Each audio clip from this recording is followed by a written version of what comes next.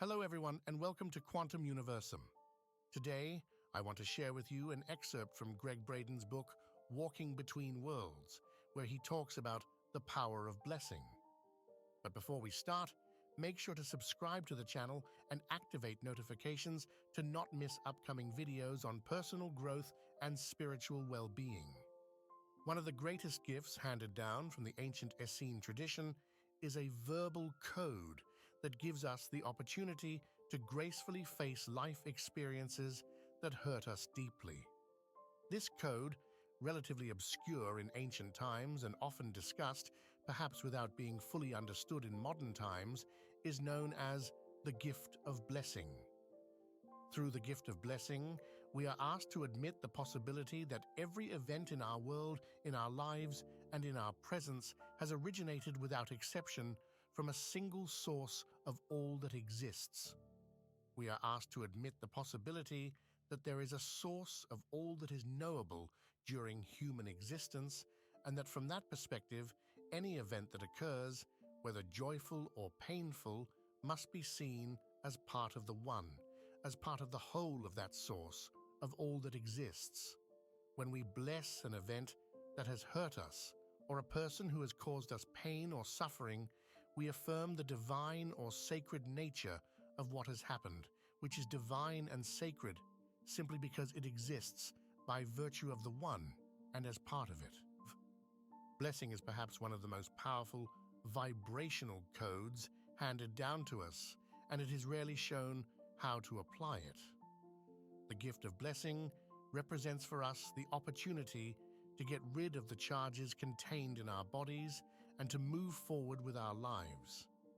Blessing can be defined as a quality of thought, feeling, and emotion. It allows us to recognize the holy, sacred, and divine nature of any event that has occurred and does not imply acceptance, consent, or condoning of any action.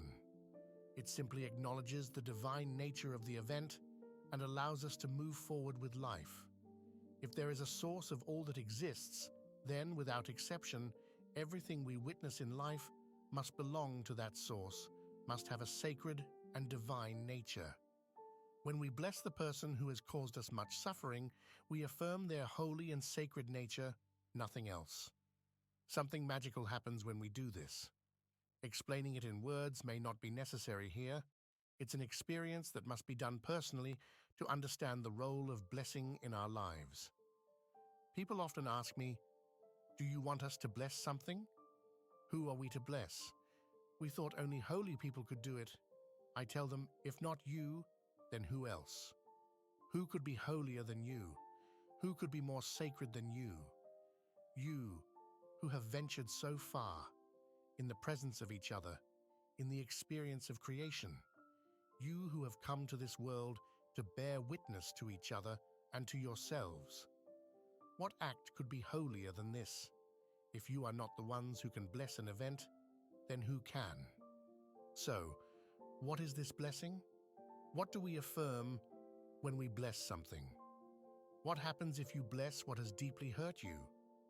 Imagine how powerful you must be to do this. It's about facing directly the things that have caused you the deepest suffering, that have taken you into the dark depths of your lives, and saying, "I bless this thing." With that blessing, you are simply saying that what happened is sacred, divine, holy, that it is part of the one, even if you don't understand its place in the whole, and in doing so, there is a sense of liberation, even if it may not happen immediately the first time. When something hurts us in life, usually 2 or 3 aspects need to be considered: the origin of the injury, the urgency of the injury, and sometimes even the witness to the injury.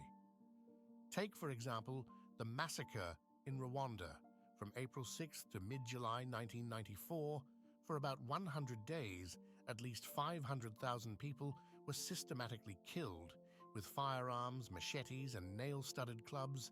The estimates of the number of victims, however, have grown to figures of about 800,000 or 1 million people. Source: https://n.wikipedia.org/wiki/rwandan_genocide. how can it be faced?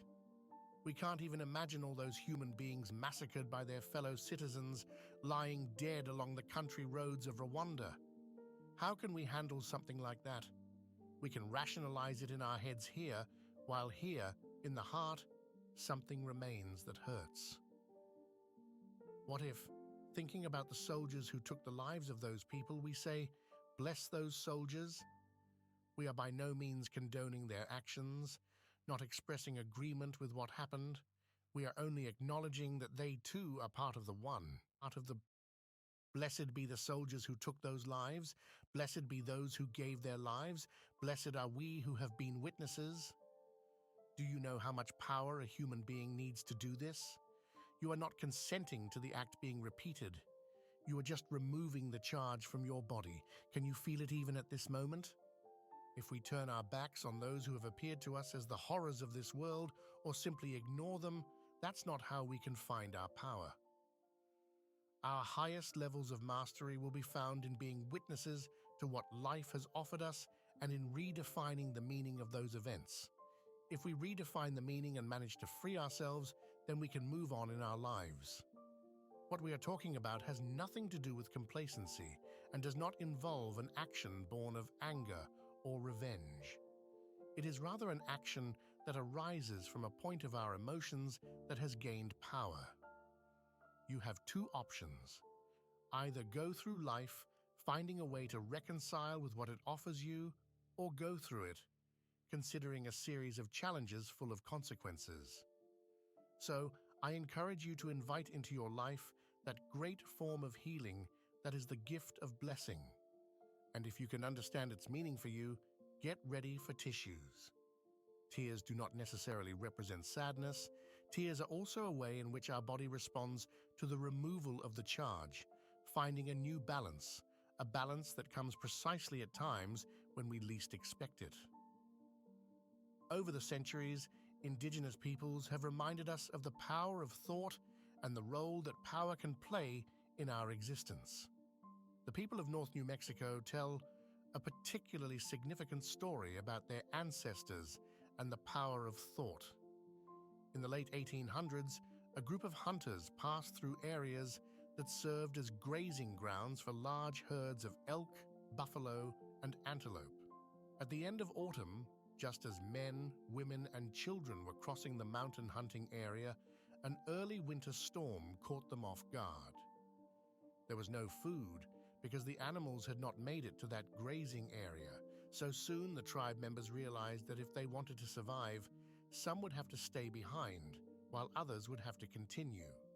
Everyone decided that for the good of the entire tribe, the women would stay, and the men would continue, set up camps, and in the spring, they would return as soon as possible to get them. Unfortunately, a set of circumstances and many other factors prevented the tribe's men from returning for a full 2 years. When the men were about to leave for the place where they hoped to find the people they loved and had to leave behind, they decided they would all perform a Thanksgiving ceremony together to honor the gifts that those people had granted the tribe by staying behind. Upon their arrival, they discovered with joy and surprise that not only had the entire group of women survived, but that during the 2 years, some of them had conceived a child without any male seed contributing to the event. Initially, this was a mystery to the tribe, so they prayed to receive a group dream. The dream came and showed the tribe that it was the power of thought that allowed the cells of the women who desired it to conceive life. Recent research has shown that this old story told 150 years ago may contain much more than it seems. In the laboratory, female eggs were mechanically touched to introduce the belief that conception had occurred, and with that belief, the cells began to divide. Conception can indeed occur without the intervention of male seed. It is possible, then, that the power of our thoughts is so great that it allows us even to give birth to life in the human organism. As always, thank you for being with me on this journey, and if you liked this video, don't forget to let me know by liking and leaving a comment. See you soon in the next video.